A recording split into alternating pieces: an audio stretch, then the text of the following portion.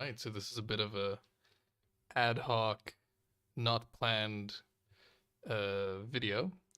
I just kind of wanted to make a tier rating of the realms traditions, mainly or well, realm traditions of the cultural traditions. I don't know why it's realm traditions here, but yeah, because I've noticed that there was no really other people that have done it yet, and I did sort of go into depth, um, trying to do a little bit of experimenting myself with this sort of stuff, and I figured, hey, I've made a little tier list that people can mess around with. Get their own, put their own ideas on there, correct my numerous mistakes that I'll doubtlessly make. So, without further ado, let's just start. So, astute diplomats, where would that be on the magnificent tier list? So, as you can see, the astute diplomats bonus or the astute diplomats bonus is really kind of dependent on your playstyle. +1 foreign language limit is good. It just helps if you're planning on playing wide. All these things sort of help playing wide and playing somewhat defensively, but its impact is highly dependent on playstyle. So, astute diplomats, you're probably B tier. Collective lands, control of counties granted to lowborn characters. Lowborn characters gain the peasant leader trait. Again, great for roleplay, but I don't see this being good at all.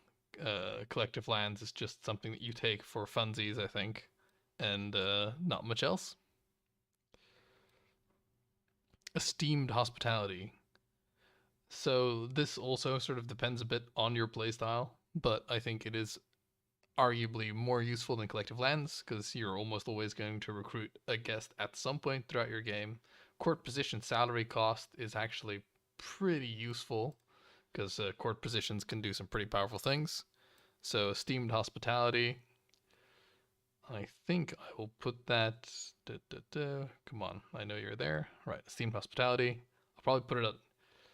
It's either between B and A tier, so I think I'll put it in B tier for now, but we might come back to it. Garden architects can construct royal gardens, duchy building. I personally do anything enables royal recruit gardener decision. I personally don't rate much of any of these sort of like, oh, I enable a special building sort of traditions. Also because the royal gardens duchy building. Let's see the royal gardens. Can we? Let's go quickly check exactly what they do, but I don't think they were particularly impressive. Ck3. Buildings, royal gardens. Let's just go have a little look, just to be sure what it does.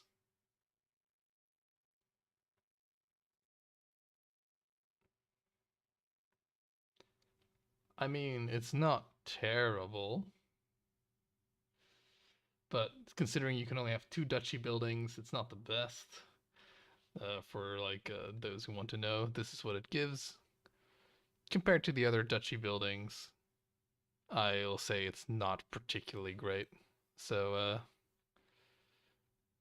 garden architects, as far as I am concerned, it is C tier. In fact, it might even be D tier. I'll probably place it in D tier. There you go. Actually, I should probably, I've got a big screen. There, yeah. Oh, this is the buildings. Excellent. Oh, right. I think, oh, right. I'm a derp. I'm a derposaurus. All right. Let's do that. I realized that I would have to cut to the, I'd actually have to quickly.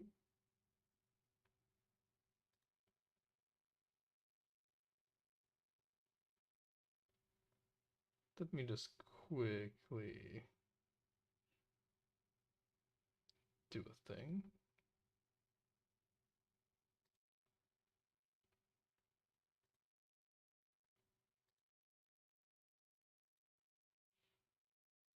Okay, thankfully it does did choose that properly. All right, so yeah. My apologies. Like obviously you could not have seen the actual tier list because I was only capturing one of the windows. So I am smart. I am a smart man. Okay, so where can we like put this that it's not too obstructing?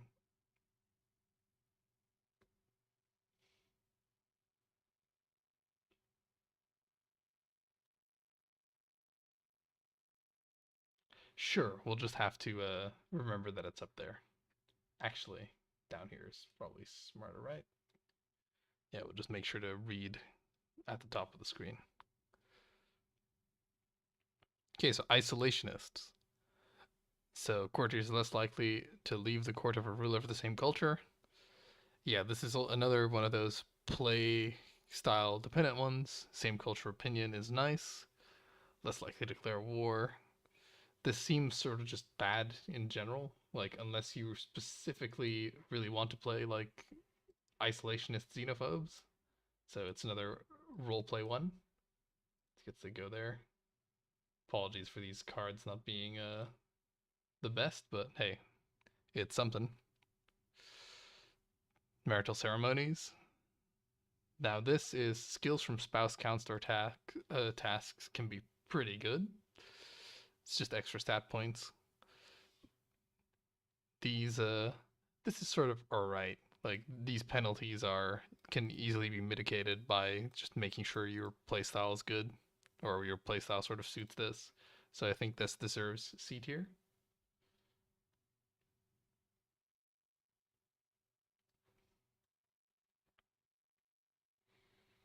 Metal workers.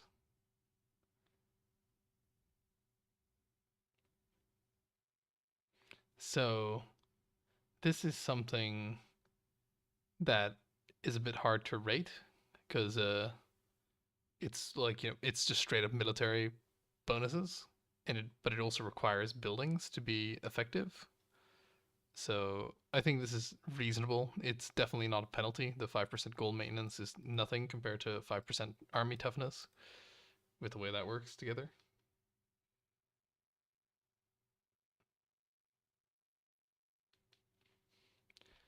So I think metal workers deserves to be in B tier probably. Ruling caste or chaste.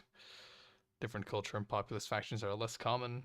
Dread decay and tyranny decay. Siege progress against revolt. Cultural acceptance gain. Again, this is very playstyle dependent, but I feel like this is quite strong if you do choose the playstyle that complements with this. So I think I'll also put it in B tier. So it's like right now our very B tier heavy, uh, our very B tier heavy chart here. Agrarian. So agrarian is just pretty strong. Children more likely getting content. Children less effective in martial education. You know, also stuff. Men at arms. This penalty is quite bad. It's very playstyle dependent. I think this also deserves a B tier. Like I think A and S tier should be reserved for traits that almost have no downsides, if all, any at all, or the downsides are so minute compared to their benefit.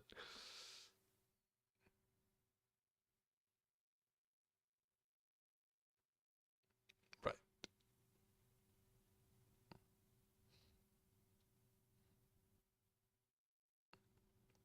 Yes, this has the potential to be really tough.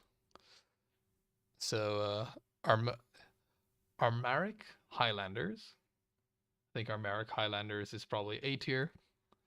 It's one of those stacking bonuses because the way this works is that if you have the Ethiopian culture and you have several buildings of the Ethiopian culture, and you build hill farms per county, you will get these bonuses. So if you say had a demence of 10 and you had 10 of these holdings and they all have hill farms that are level 3, you'd be getting a lot of bonuses. You'd be getting 15% increased levy size, 15%, or not even, you'd be getting 15% increased levy size. You'd also get 30%, not 30%. Yeah, you'd get 30% men at arms counter efficiency, 30% knight efficiency. It'd be pretty strong, and it has no real downsides. Castle Keepers. Castle Keepers is another one that's pretty strong. This penalty is a bit of a penalty, but it's not that bad. Gives you taking renown and taking prestige. This is very little compared to some other. Um, this is very little compared to some other bonuses on here, but I do think Castle Keepers is. It's a tough choice between B and A tier, but I think it's A tier simply because the penalties are not bad. It's definitely a very playstyle dependent one, but I feel like you're almost always going to be holding on to multiple castles. This is a good source of basic renown. It's the equivalent of having an additional like 10 members in your dynasty or holding another duchy. We're not holding another duchy, but every couple of these would be the equivalent of a duchy. So it's quite good. Probably a little bit overrated, but still. City Keepers.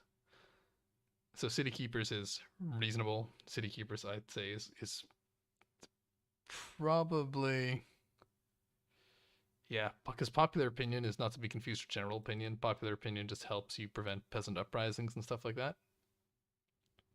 I'd say City Keepers is probably C tier. It's a tough choice between C and B, but it's definitely not that impactful. Chief Eunuch. Again, this is I don't know why you would like. This is a very playstyle dependent one. Again, I think it's interesting. Uh, and because it's interesting, I guess it deserves B tier. Like if you have a lot of eunuchs, it's like I guess it could be good for like culling your dynasty. Um, like or not culling your dynasty, but culling your culling dynasties within your empire. So hostile dynasties or even hostile houses, applying of your own dynasty or whatever. It's you can do eugenics with eunuchs. Trident dwellers. Again, another one that's just sort of a bonus. It's the benefits are not fantastic, but they have no direct penalties. Having no direct penalties always makes them good. I'd say they're A tier. There's a lot of dry land in the game as well, so Eastern Roman legacy. Now we get to the more interesting ones. I personally think, like, looking at the stats, this looks bad, right? 25% less levy size, less levy reinforcement rate, looks bad. But because of the way stacking bonuses work, I feel like these benefits are actually pretty strong. Because if you have money, you'll be able to afford like quite a lot of heavy infantry regiments, and they'll be much cheaper because you'll be able to stack maintenance reduction penalties, and the more maintenance reduction you stack, the more every percentage counts. So for example, if you were reducing like if you already had a 50% reduction and you reduced it by another 25%, you'd be reducing the amount of money you pay by half. It's a very convoluted way of saying it, but I think you get what I mean. So I'd say this is actually stronger than what a lot of people think it is. It's not perfect. I think it definitely deserves A tier. It requires you to play around it, but these bonuses they add up a lot, and men at arms punch way above their weight when compared to levies. Equal inheritance. It's a boring one. It's okay. I think it can live in. I guess it can live in B tier. I think it's personally very boring, but I can't say it's terrible. Actually, I'm gonna move it to C tier because it's just boring and not very great. Family business. So family business, I'd say, is pretty strong. The penalties also are fairly severe because if you're running like a reasonable empire or whatever, you'll probably be revoking some titles from your family members, so you can eat a bunch of prestige hits here. But I say all in all, family businesses is pretty strong. Our family business is pretty strong, so I think I'll put it in A tier. Fervent temple builders. Fervent temple builders is pretty good. It says what it does on the tin.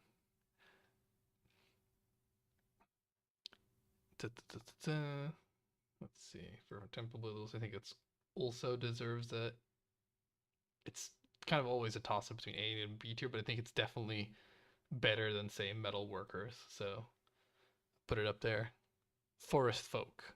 So Forest Folk is another one of those dryland dwellers type of bonuses. It really adds up.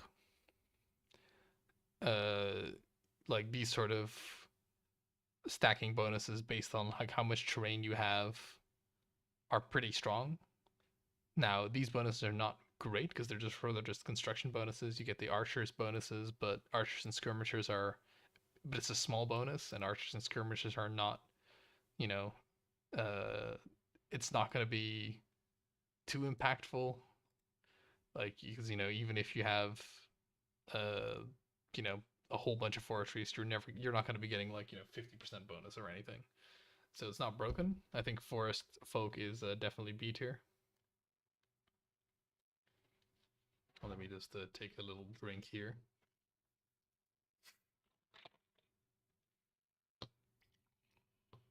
Sponsored by people who hydrate themselves.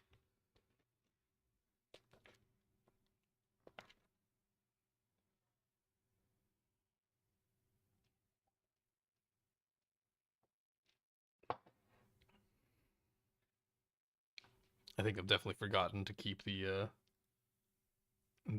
majority of the listings in shot, but it's fine. Hereditary Hierarchy. So this is pretty good. The feudal tax contribution, long reign bonus, castle holding construction is pretty decent. These are also alright. Like tyranny loss, I personally don't play a high tyranny playstyle. It's kind of it can be good if you stack tyranny reduction and benefits from having tyranny. I personally think this is a pretty strong trait if you build for it. So I'll put it in A tier. It has more gameplay impact than a lot of other traits. Hidden cities, uh, jungle terrain. There's not a lot of jungle terrain on the map. Almost all of it is in either Africa or in India. It's or Africa, India, and also Southeast Asia, which is on the map at the moment. So I don't know. I'd say it's like a C tier or whatever.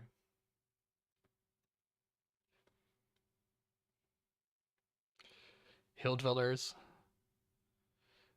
This is also pretty decent. It's not as good as like Aramaic Highlanders or Dryland Dwellers, but it's definitely it's one of those, gives you benefits uh for just having a whole bunch of terrain, and these benefits can sort of add up militarily, so it's pretty good. I think I'll put it in like B tier Hill Dwellers. There we go. Jungle Dwellers. Worse than Hill Dwellers because again, there's not a lot of jungle. Has a better bonus, but still.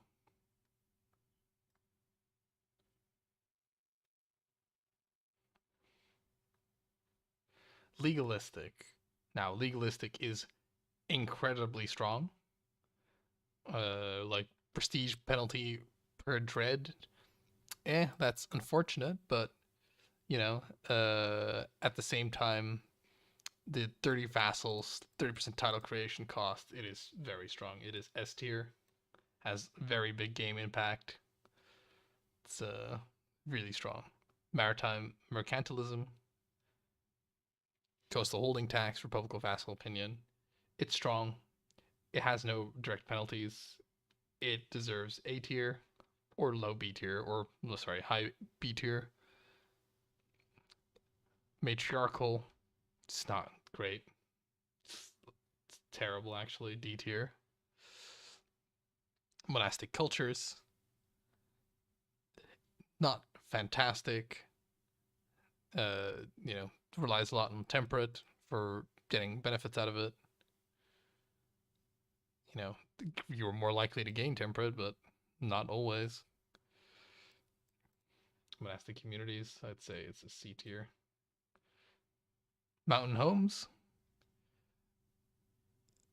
like Mountain homes is pretty strong, especially if you if it's there's not a lot of mountains on the map, but if you are in a place with a lot of mountains, it can be pretty good. So I'd say mountain homes definitely deserving of an A tier. Parochialism. So oh, city holding construction, levy size per city holding level, pretty good. Have a city holding culture realm, blah blah. It's pretty decent. Like cities are something that if you really heavily lean into cities, this is just very strong. A tier. Pastorialis.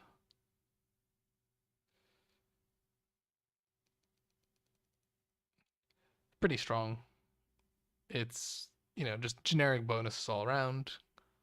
The possibility of stacking them if you have the right terrain, it's really good. Polders. So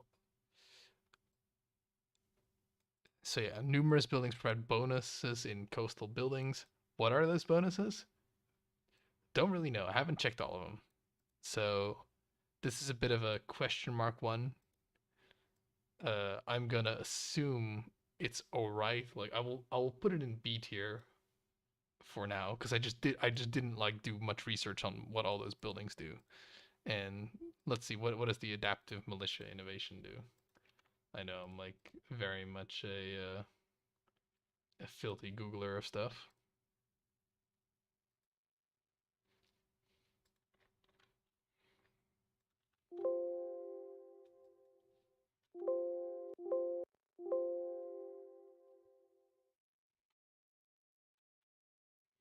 Oh, that's just can recruit a special type of men at arms. Republican legacy. You can create Republican vassals. Pretty good. Just pretty good in general. Like you can have Republican vassals. They give you more money. It's pretty good gameplay impact. If you stack sort of city bonuses, it's strong. Eastern Roman legacy, it's good. Or sorry, not whoa. I might have messed something up here, but I put both Republican legacy and Eastern Roman legacy in A tier, so I guess it's all right that I messed them up. Tribal unity. If you're going for a tribal playstyle, it's strong. It's levies for patriarchs and matriarchs, prestige. It's okay if you're like really going for it. Oh, did I not? Do I not have a picture for it? Oh boy.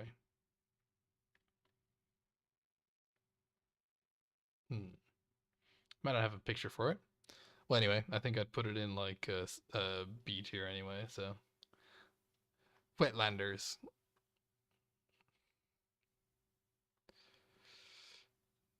Yeah, another one of those stacking bonuses. I think Wetlanders is all right. I think Wetlanders. I don't know how much wetlands are in the game. Is the problem? I think it's not that much, so I'll put it at B tier. It's again all right bonuses. Ancient miners. Quarries can be constructed in hills terrain. Oh wow. Ooh. Oh. Oh. Okay, because quarries used to can normally in the game quarries can only be constructed in mountains. That is actually pretty huge because quarries give you quite a bit of money. Dude, I'm gonna put that in S tier. If I am understanding that properly, that is huge. Coastal warriors can recruit Huskarls, men at arms. Chance to be born with a strong trait for each 5 prowess. I don't fully understand how that works. I guess your children have a chance to be born with a strong trait for each 5 prowess. Uh, Pretty strong anyway. I'd say it's an A tier. Culture blending. I'd say this is very strong, especially if you want to get other cultures incorporated into your existing culture. It sort of super depends on playstyle. So it might be a bit, you know, do you want this in do you want, like, because this is one of those things, this is either useless to you or this is going to be one of the things that makes your game very interesting, because you'll be able to just switch cultures every 50 years and you'll be able to pick up cultural tenets from other cultures. You'll be able to, you know, convert places to your own. You'll be able to start like converting people to your own hybrid culture. You'll be able to like convert cultures more quickly. There's a lot that like uh you know, that this trait unlocks. So I think for that reason it should be in S tier, because there is a lot of stuff in A tier already, and this definitely is one of those things where if you do decide to go for it, it is incredibly strong. Staunch traditionalists, more likely to stubborn trait. This is a meme.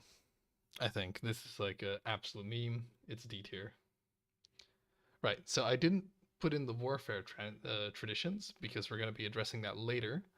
But this is what I think, at least with regards to the realm traditions. So yeah, we'll see. I forgot to put the tribal unity one on there. It's B tier. We'll see. Anyway, if you've watched, thanks for watching. If not, whatever. See you later.